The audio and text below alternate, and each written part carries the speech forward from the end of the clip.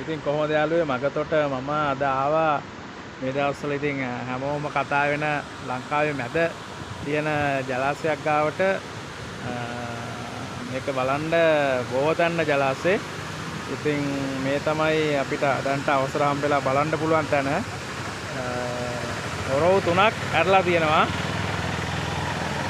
ඉතින් රුදුරු ජල කඳක් පසුගිය සතියකට කලින් මෙතන මේ පැත්ත තනිකර යට වෙන්න ගලලා එහෙම වෙලා තිබ්බ තැන බලන්න දැන් තත්ත්වේ.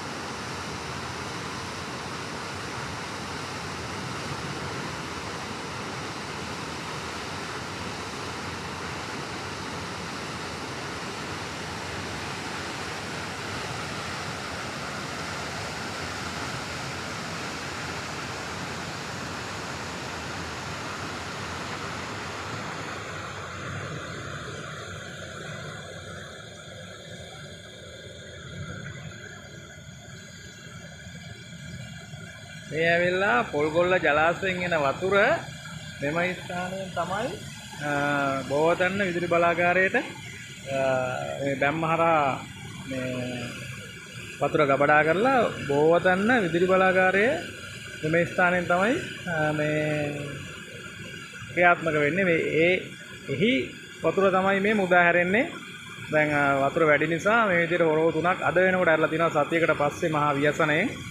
ඉතින් ඕක මේ ස්පීල් කරලා සියල්ලම ඇරලා තමයි තිබිලා තියෙන්නේ.